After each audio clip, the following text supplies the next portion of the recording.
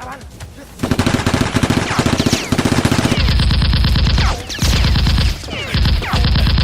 Rồi, bắn bóc lên. Ok. Có bảo mọi người chuẩn bị chiến đấu với man. Không có được. Đi đi. Rồi.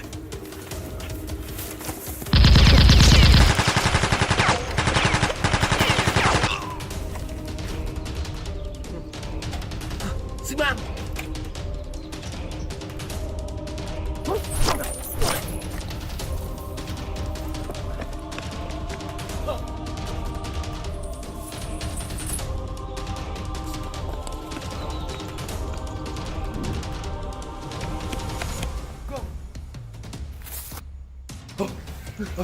Vinh! Anh Cường, không ổn rồi.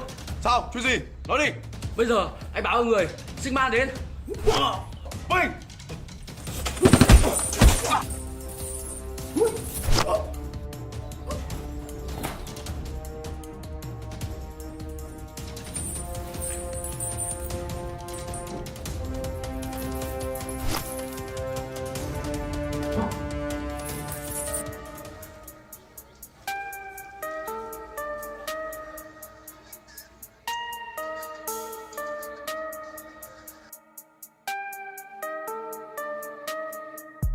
Hết Sigma lại đến Noka và Mujin.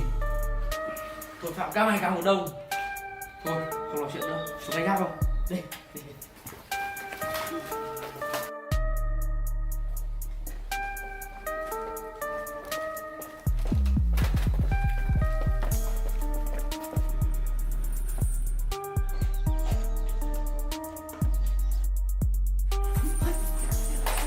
Công nhận là dạo này tội phạm cũng nhiều thật đấy.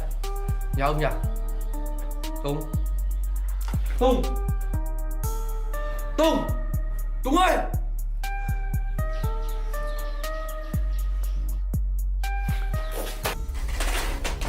Tùng.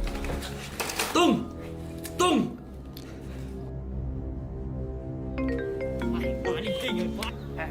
Được rồi. Alo. Chúng tôi đến Alpha đây. Alo Alpha. Tôi cần trợ giúp. Đến cái căn cứ Gugu. Hả? Thật thế à? Chúng tôi đến luôn. Đi công việc rồi. Đi rồi.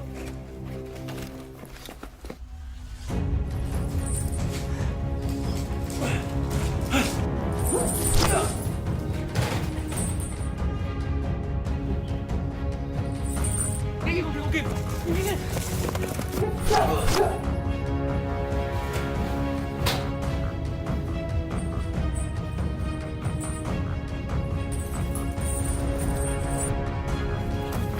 Dừng lại.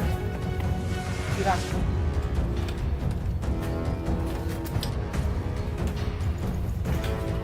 Đi ra. Ai không ngoài. Đi. Đi đâu.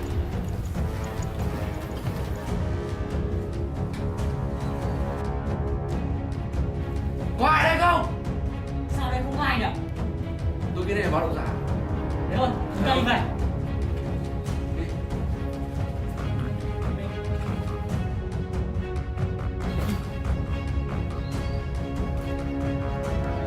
Thế là Vinh sao? Hả? Vinh không?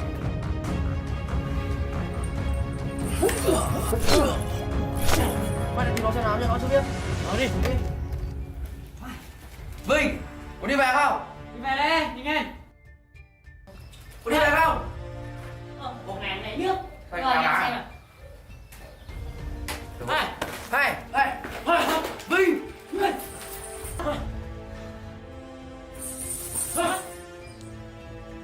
Không ổn rồi. Chúng ta rút rồi. Đúng rồi.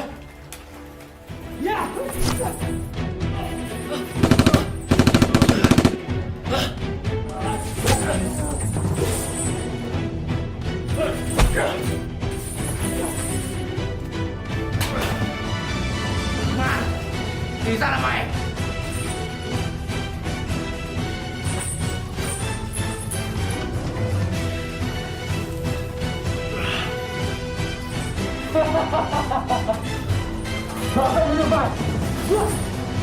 Chuyện đó không bao giờ xảy ra đâu.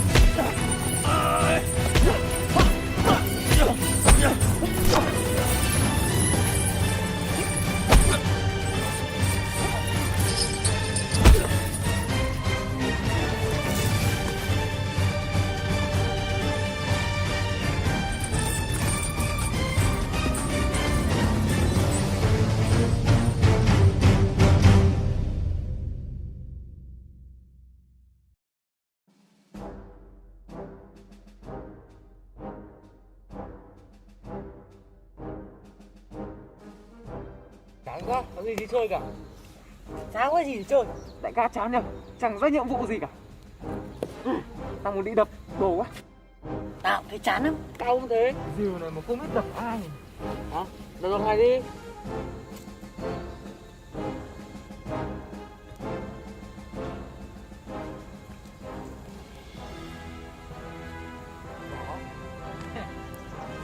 Này, có đồng xuống ăn, anh em đi chơi vào đây.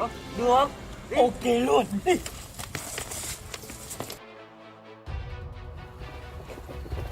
Ê, chú em. Ê kìa, thích chơi đâu? Mày, đi không ấy? Ê, mình chơi không? Cảnh đấy nhờ. Anh em, đi ra, mình cho sổ này. Đi thôi, đánh em. Để xem.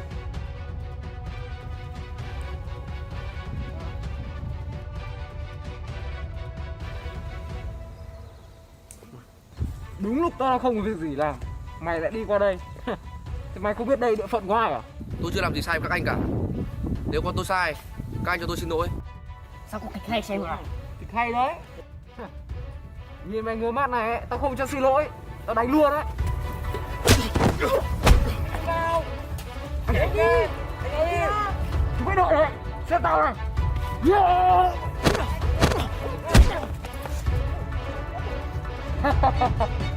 Chúng mày thấy gì chưa? Được vậy, đánh đi. Thằng nhóc này sao mà đối thủ tao được?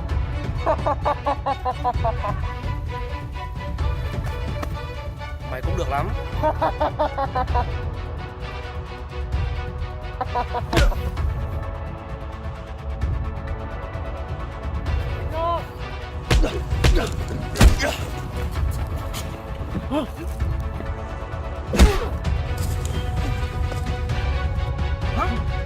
Giết nó.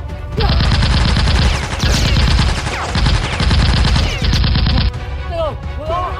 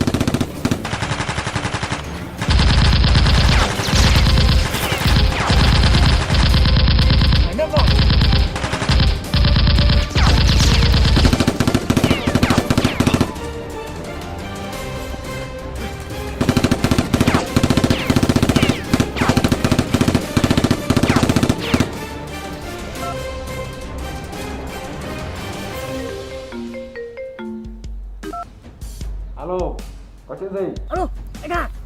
Có thằng số quạ nó giết người của mình ở hàng không. Anh cả đến mau nhá. Hả? Cái gì? Ok, tao sẽ đến ngay. Chú ơi! Vâng thưa anh cả. Vâng. Chú ơi, đi ra. Đi.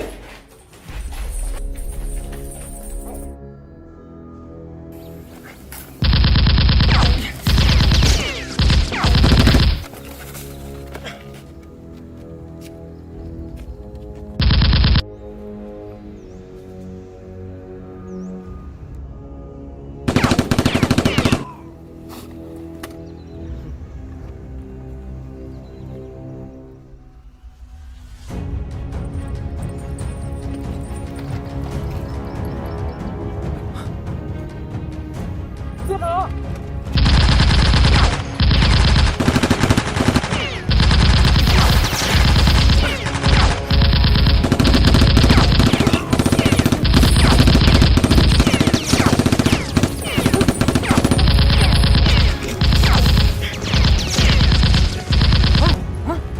Bắn mạnh nha. Bắn kìa. Ok anh cả.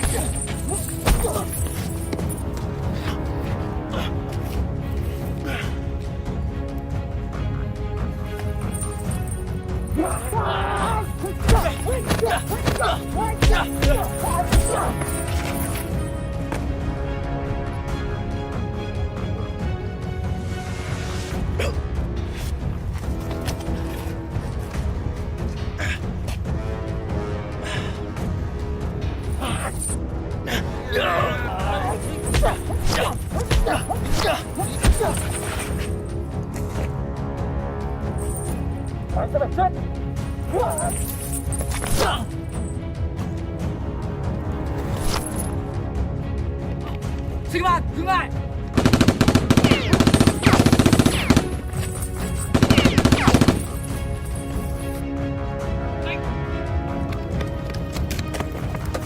Các anh, tôi xin lỗi, tôi đến muộn.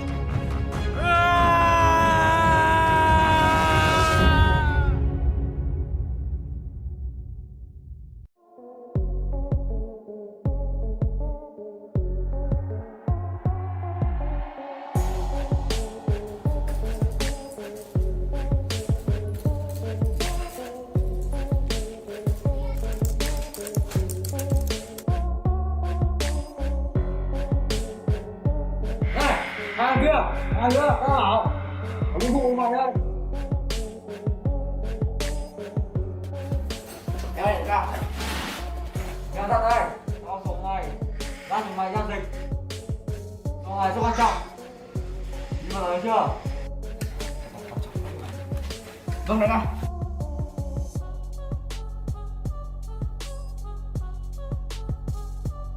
Giao dịch đi.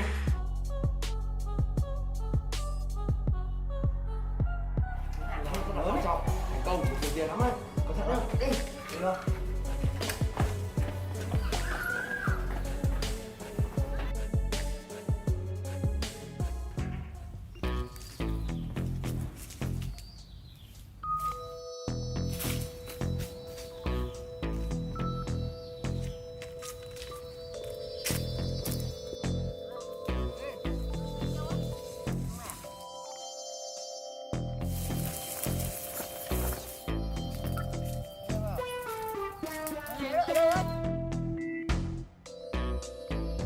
Nó hẹn mấy giờ? Nó hẹn 6 giờ tối, nhưng bây giờ mới có 2 giờ chiều thôi. Ngầu thật đấy thằng này. Thằng làm ăn của riêng biết. À, ông bạn đến rồi này. Chào bạn nhá. Chào bạn. Muộn đấy. Rất vui được làm quen. Ok. Hàng tao cần. Chúng mày có ăn đủ không? Lúc nào cũng đủ các chất lượng không?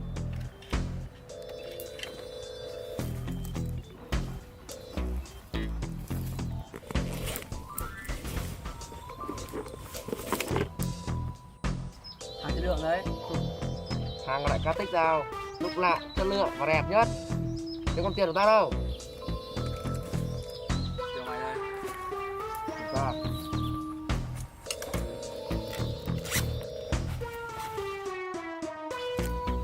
Tin đủ rồi. Đây đây. Chúng bạn xem hàng đi.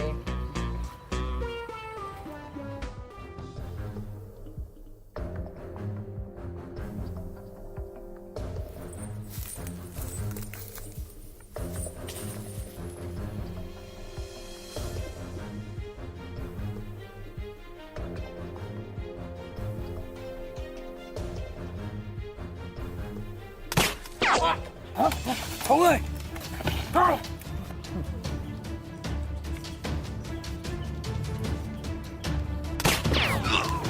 Nó kia, nó.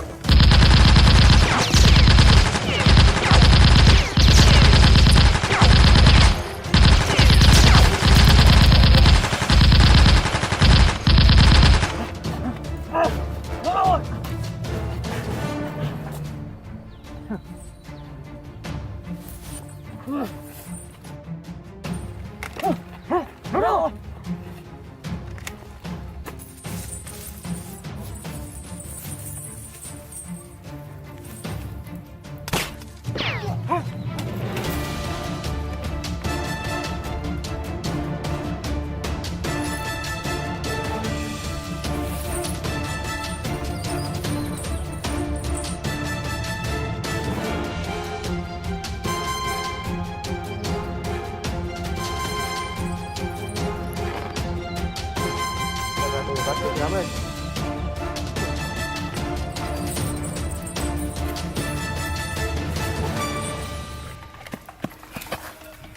Hết hàng rồi. Để gì về lại cộng giúp về.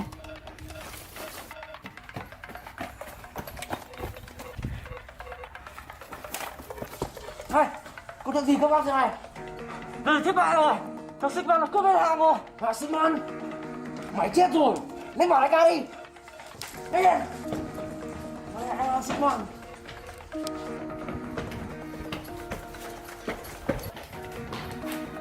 Mày đi. Đại ca. Có chuyện gì? Nói. Đại ca. Thằng Xích Man nó cướp hết đồ của mình rồi. Hả? Mà được lắm. Hai chúng mày bắt đầu vào hiện nào.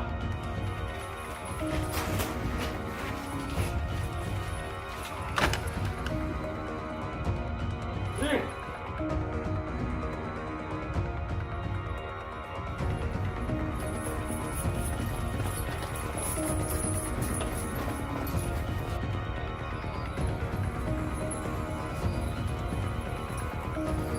Rồi, đưa nào.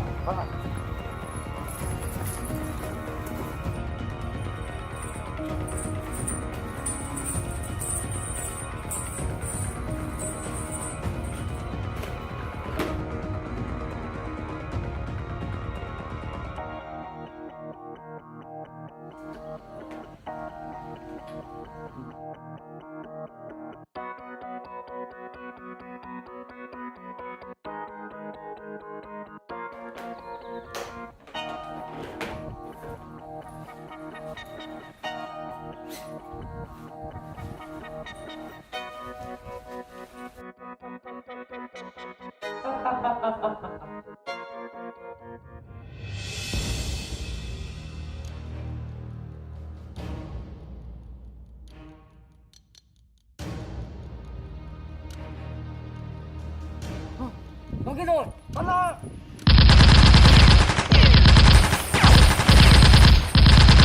Chạy rồi, mua nó. Hey, anh thằng này, chia nào, các bạn như nào?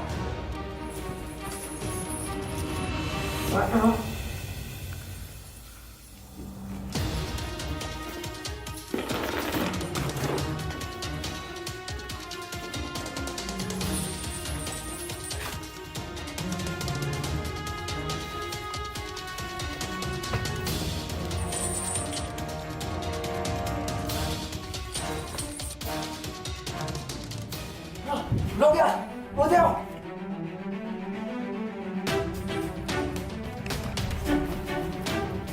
Đúng rồi.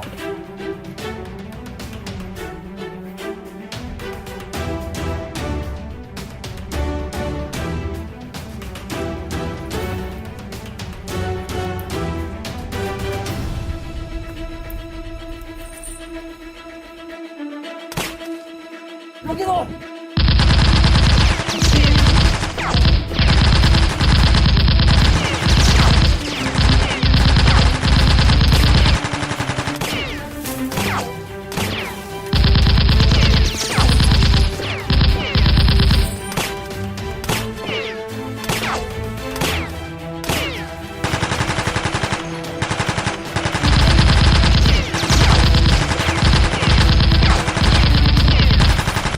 Rồi, lên.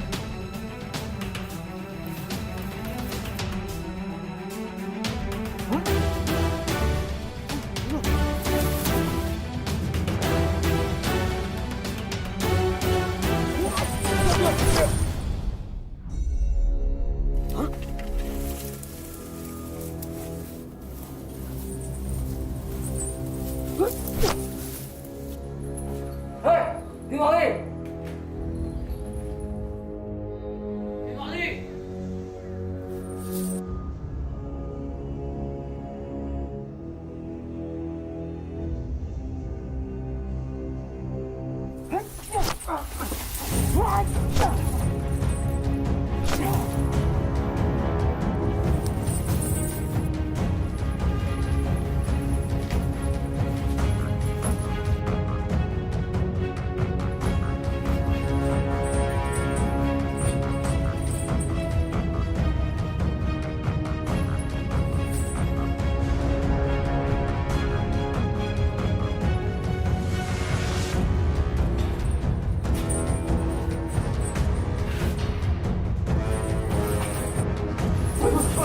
Hôm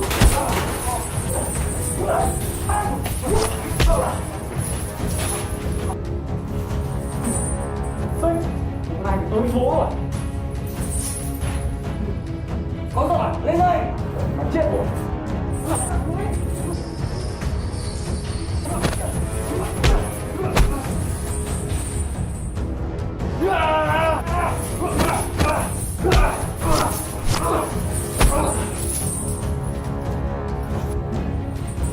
Ê, để xem hôm nay mày chạy đi đâu.